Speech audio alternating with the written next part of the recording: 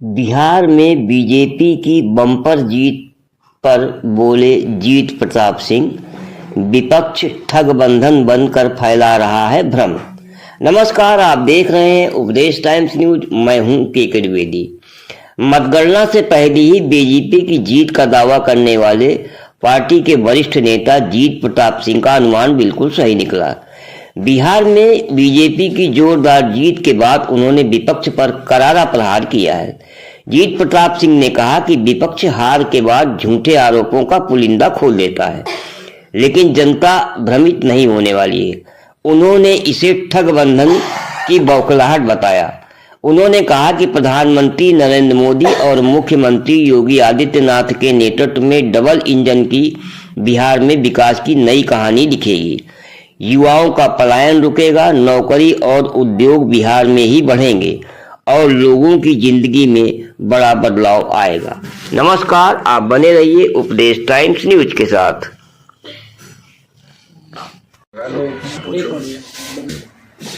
आज वरिष्ठ भाजपा नेता जीत प्रताप सिंह हमारे साथ हैं। अभी हमने 2-3 दिन पहले एक इंटरव्यू लिया था, क्योंकि ये बिहार भी गए थे। वहाँ की ग्राउंड पे सब कुछ इन्होंने देखा, स्थितियाँ देखी, और सबसे बड़ी बात यह है कि जैसे इन्होंने एक तरह की भविष्यवाणी कर दी थी। तो जीत प्रताप सिंह जी, आप ये बताएं कि ये आत्मविश्वास था या भविष्यवाणी थी जो आपने की थी कि एनडीए भारी बहुमत से आ रही है? देखिए, ये विश्वास जनता का विश्वास है। जनता ने जो विश्वास दिखाया भारतीय जनता पार्टी की कार्यशैली के ऊपर, जिस तरीके से देखिए जनता जो तरस रही है पहले तो जंगल राज का जो समय था, और जिस तरीके से अभी जो ये 20 साल लगातार जो सुशासन का जो समय जनता ने देखा है, तो जनता का भरोसा था, महिलाओं का भरोसा था। महिलाएं अपने आप को सुरक्षित महसूस कर रही थी। आम जनमानस जो अपने आप को सुरक्षित महसूस कर रहा था। पहले का बिहार और अब का जो वर्तमान बिहार और जो योजनाएं वो लेकर आए हैं, जिस तरीके से देखिए हमारे प्रदेश के मुखिया उत्तर प्रदेश के आदरणीय योगी आदित्यनाथ जी ने बिहार जाकर चुनाव में प्रचार प्रसार किया। उनके जाने से भी बहुत वहाँ प्रभाव पड़ा, और जिन जिन सीटों में सब लोग गए वहाँ प्रचार प्रसार करने, वहाँ पर ऐतिहासिक बढ़त मिली है और अब की बार रिकॉर्ड जीत हुई है।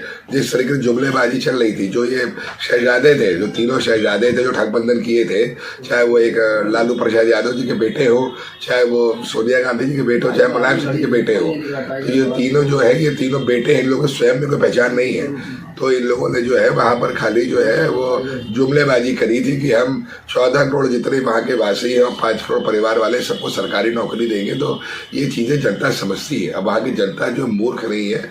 जनता ने भारतीय जनता पार्टी की कार्यशैली, भारतीय जनता पार्टी की योजनाओं पर यकीन करते हुए, भरोसा करते हुए देखिए इतना स्पष्ट बहुमत दिया है, जिस तरीके से विकास की जो गति है और तेज तरीके से काम करेगी। देखिए, अभी सोशल मीडिया पे तमाम चीज़ें आ रही, विपक्ष के लोग भी आरोप लगा रहे हैं कि चुनाव निष्पक्ष नहीं हुआ, बेईमानी की गई, वोट चोरी की गई। इस पर आप क्या कहेंगे?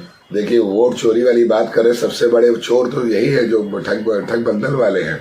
सबसे बड़ा चोर तो देश को बेचने काम तो गांधी परिवार ने किया हमेशा। और जिस तरीके से बिहार को लूटने का कार्य लालू प्रसाद यादव जी की सरकार में जब आरजेडी ने किया है, वो तो उसके तो जितने भी पुराने लोग हैं सभी उसके गवाह हैं। तो वोट चोरी वाली तो कोई बात ही नहीं है। वहाँ तो जो निष्पक्ष चुनाव हुए हैं, इन लोगों के पास कोई मुद्दा नहीं है।